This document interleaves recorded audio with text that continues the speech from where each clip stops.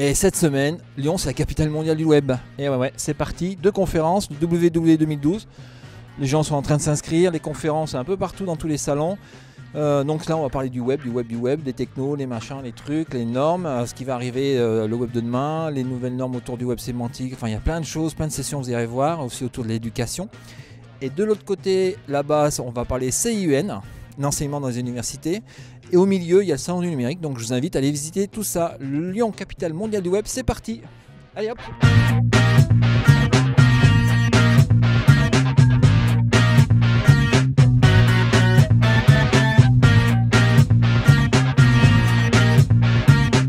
Donc je suis avec Sylvain sur le stand Only Lyon, un stand accueillant, parce que vous accueillez tout le monde là. Mais oui. Effectivement, sur le stand Only Lyon, on essaye de mettre en lumière en fait, le territoire et l'ensemble des acteurs qui font le web sur le territoire et plus largement l'ensemble des acteurs numériques. Alors en fait, ce qu'on a essayé de faire, c'est d'avoir un petit panel d'entreprises présentes tous les jours. Donc on a 4 entreprises chaque jour qui sont présentes et qui viennent montrer leur savoir-faire, leur côté innovant et en quoi ils sont représentants d'une vraie émulation au niveau du web à Lyon. On a également des partenaires, donc les pôles de compétitivité, on a des associations qui œuvrent aussi au quotidien auprès des entreprises pour les aider à se développer sur le territoire.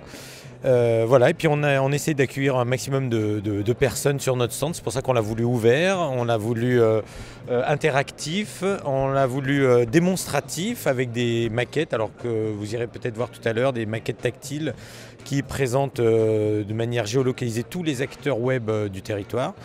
Voilà, donc on est là 5 jours et on vous attend. Merci Sylvain.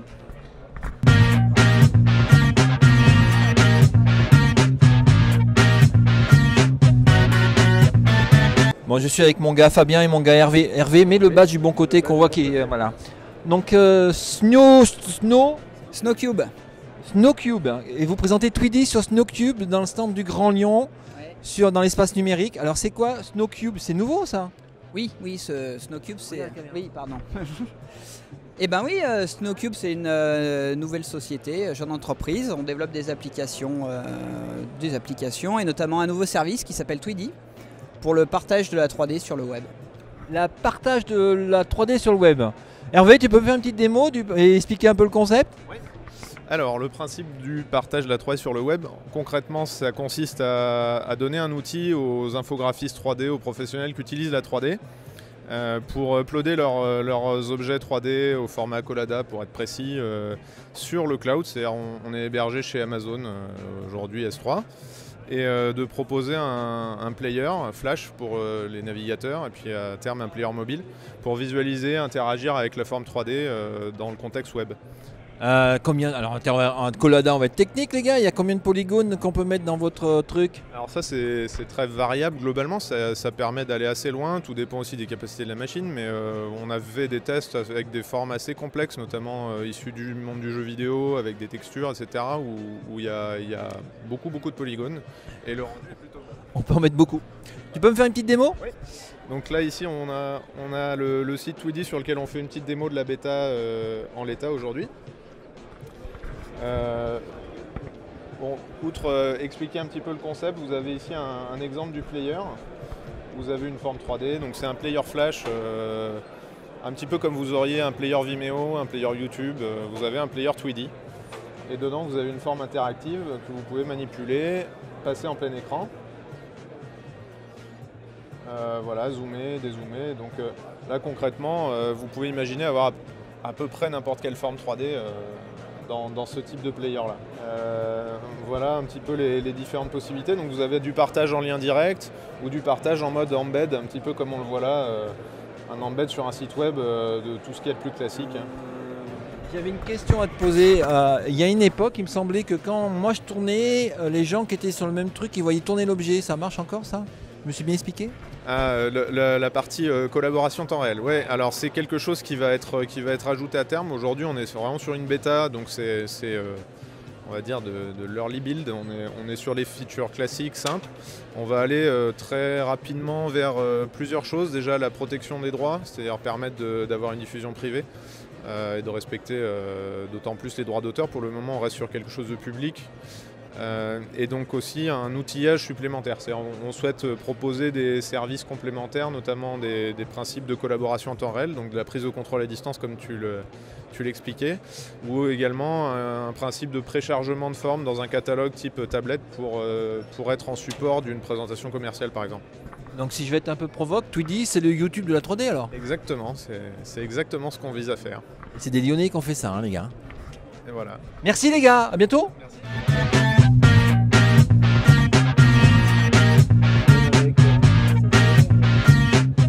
Nicolas, tu es là à cause de Jérôme. Bonjour Christophe. Bonjour Nicolas. Grâce à Jérôme, en effet. Jérôme qui a brillamment postulé donc, lors d'une session de sélection qui s'est déroulée donc, sur Villeurbanne. Je me souviens donc encore avoir publié la vidéo. Et grâce à Jérôme, on a la chance d'avoir un espace donc, offert par le Grand Lyon pour principalement venir témoigner notre activité e-learning et principalement la bande dessinée interactive. Alors chez Spidernet, quand il s'agit de Spidernet, vous faites de la bande dessinée interactive, c'est quoi? Alors, il y a plusieurs façons de présenter ça. On a d'un côté un impératif de marché, si je puis dire, qui exige un niveau qualitatif plus important.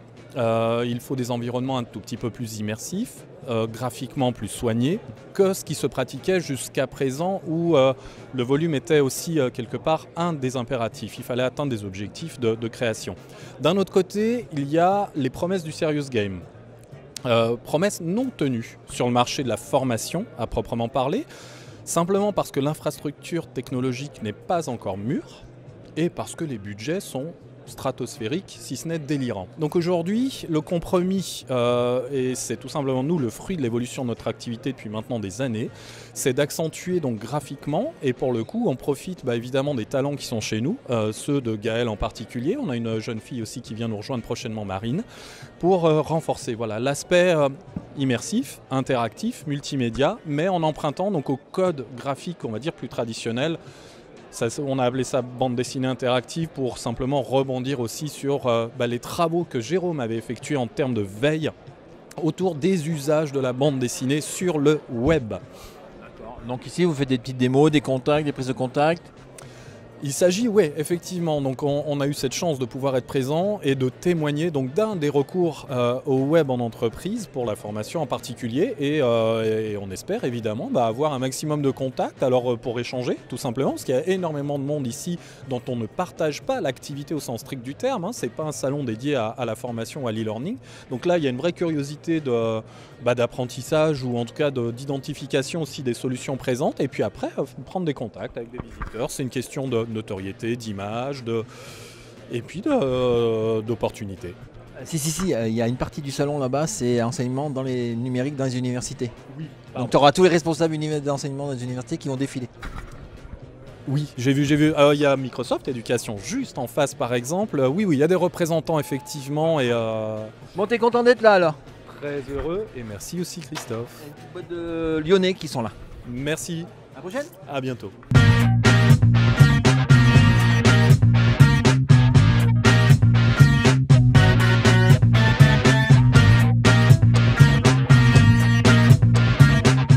Bon, je suis avec mes collègues d'Antuy-Guyane. Gilliane, ça va? Oui, ça va. Un peu frileux, un peu pluvieux, mais ça va. C'est vrai, il n'y a pas le soleil de la Martinique. Et toi, ça va? Bien arrivé? Très bien, merci beaucoup. Donc on avait fait les journées Martinique Vivaldi, d'accord. Il y a eu un impact chez vous? Ça a lancé des choses? Ouais, ça a lancé une dynamique qu'il ne faut pas qu'on laisse retomber. C'est surtout ça l'essentiel aujourd'hui. Je retourne chez vous quand vous voulez les enfants. Quand vous voulez. Quand on veut. On a un atelier demain. Oui, tout à fait. Demain après-midi sur les réseaux sociaux. Et on va relancer la dynamique avec ceux qui le veulent ici.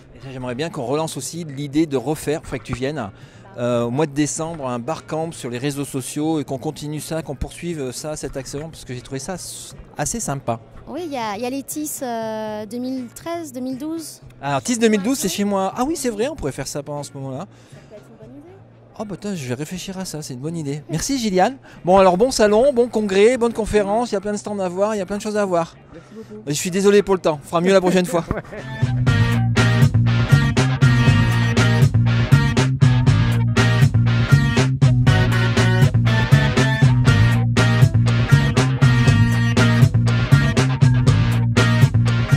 Bah voilà, c'est déjà fini pour la première journée. Enfin pas tout à fait, hein, le ferme 18h on s'en va.